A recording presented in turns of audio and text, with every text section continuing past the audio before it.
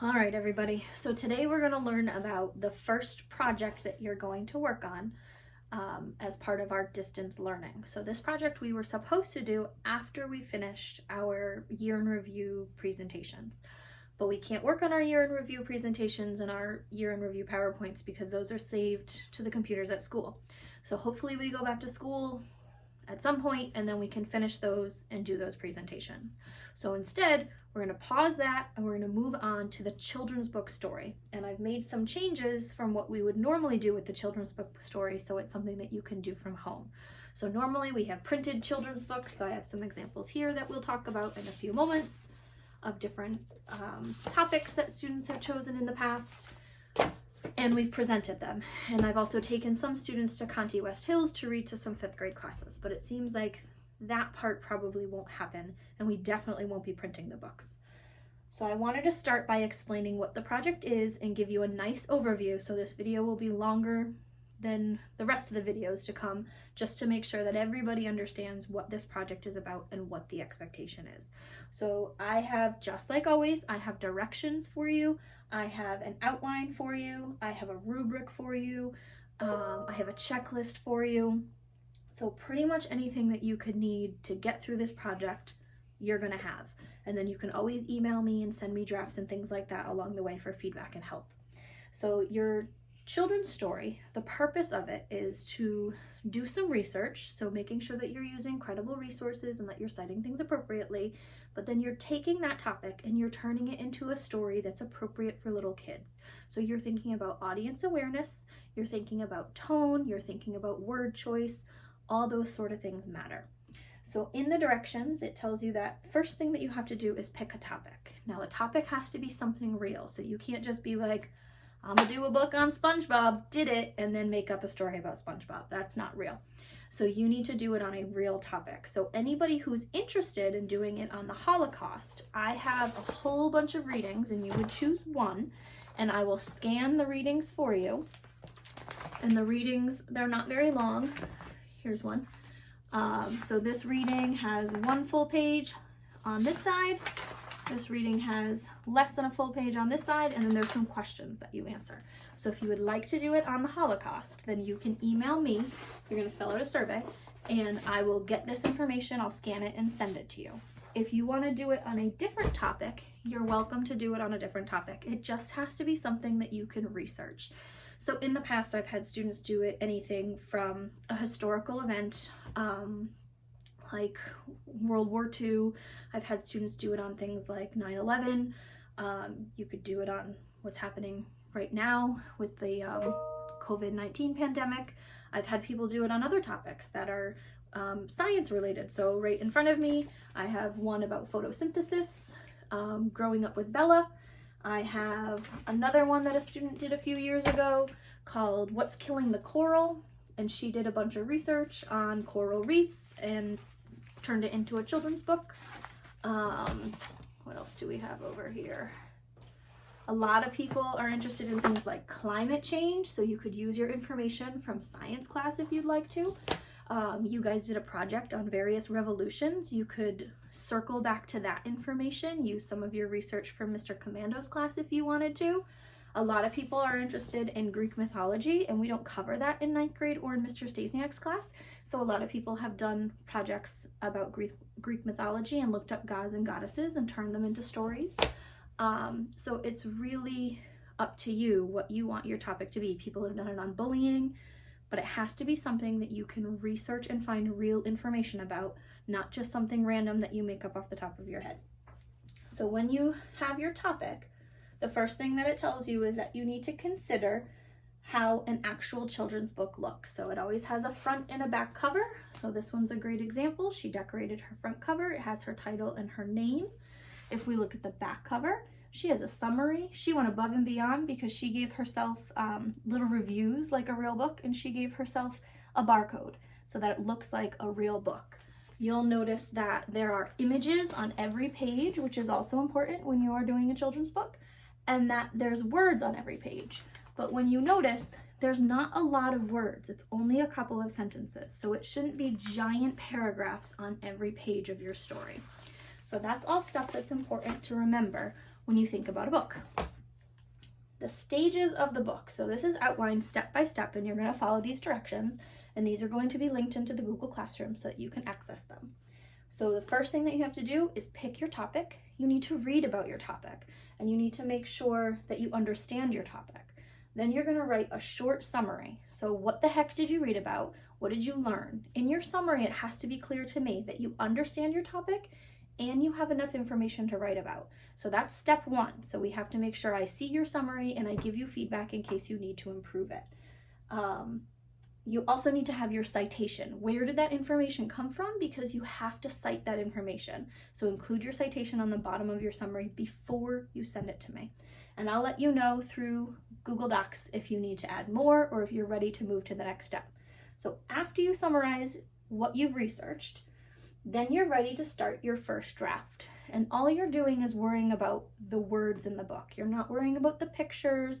You're not worried about what it's going to look like in your Google slide. All you're doing is coming up with the actual story. So there will be an outline for you for your first draft.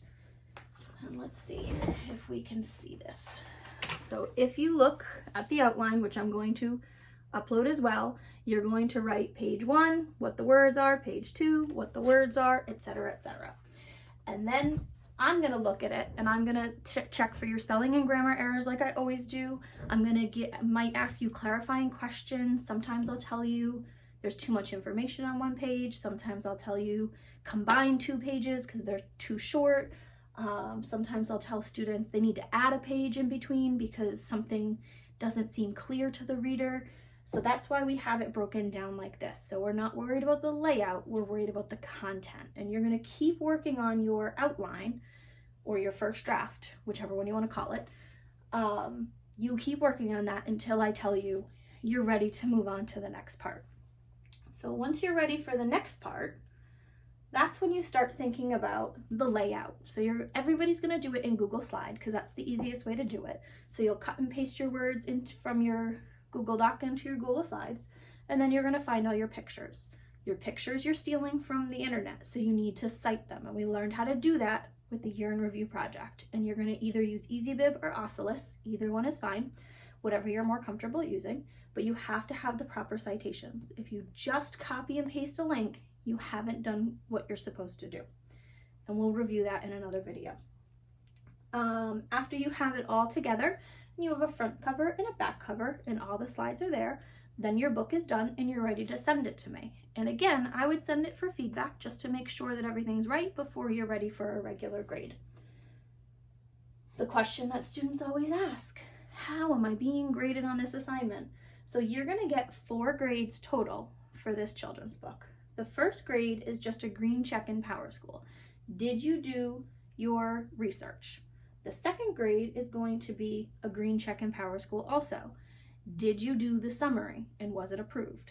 The third grade for your draft, you're going to keep working until it's an XE. That's a classwork grade as well, but you need to make sure that those words are XE before you move on to the actual book. Then the last grade that you get is the whole completed book, and that's going to be the project grade. So it's going to be really important that you make sure you have all that information. You are going to have a checklist. So just like always, step by step, what should you do, when should you do it, in what order. So that's really important. And I also want to point out that in your directions, where it is step 1 through 6, instead of actually saying how many class periods each part of the assignment should take, which is normally what we do with our major tasks, I've broken it down to hours. So this whole project, start to finish, should take 10 hours total. I'm not saying to sit down and do this all in one day. That would be absolutely ridiculous. So we're breaking it up over the course of the next several weeks, and I will have a due date and everything for you within the next few days to make sure that the due date makes sense. So that's why I'm not giving one yet. So I want you to be clear. So you get to break up your time however you want to. So I'm estimating how long I think each part of this project is going to take you. So if you wanted to sit down, for example, and do your research, it says it should take you about 2 hours to do your research and the reading and the finding of the research and all of that sort of stuff. Maybe it'll take you 2 hours, maybe it'll take you less. You could do a half hour's worth of research over 4 days. You could sit down and just do 2 hours worth of research if you had the time. It's whatever is most comfortable for you, but I'm breaking it down so that it should be easier for you to manage. The other thing that we have is our rubric. And instead of reading through this with you right now, I'm going to link it in just like everything else. You will notice that it says presentation skills on here, and there's lines through that whole portion. So there's no way for me to have you present. If we were to go back and our books are done, then we would talk about presenting. If we don't go back when the books are done, then obviously you can't present. The only other thing that's really important for you to know, that there is a form, and it's linked into the direction sheet, and it says Children's Book Reading Inventory. This form is really, really important if you plan to do your book on the Holocaust, those things that I showed you before, and you need a reading from me. You don't have to fill out the form if you're doing your own project. I'm going to come up with another way to find out what your topic is next week. So right now, the only people who have to do the form is anybody who knows that they want a reading from me. So your choice topics are going to be the Nazi view of religion and race, establishing concentration camps, the major concentration camps, survival in the concentration camps, Auschwitz, the ghettos, Jewish resistance, rescuing Jews, and the end of the camps. So if you're interested in the Holocaust, you need to make sure you do this form so I get you the reading that you need.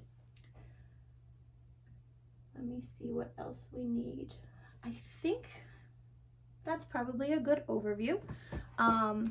I do want to show you another book, because the first one that I showed you, she had made all of her pictures. She had a Mac, so she made all of her pictures herself, so she didn't have to cite her pictures. But Giselle and Kelvin, who are currently sophomores, they stole their pictures from the internet. So you'll see. So they had to have a works cited page. So they had to write and do the proper citation for all of the pictures they stole and for their research. So it's really important that you guys know how to do that and are paying attention to how to do that. So in the next couple days, I'm going to do smaller videos that talk about each section of the project to make it a little bit clearer for you. But I wanted to have one big overview to start so that you know. So your first step right now, if you're going to do the Holocaust, you have to do the form so I can get you the reading. If you're not going to do the Holocaust, then you need to think of a realistic topic that you can start doing research on and start your research. That'll be step one. If you have any questions, please email me.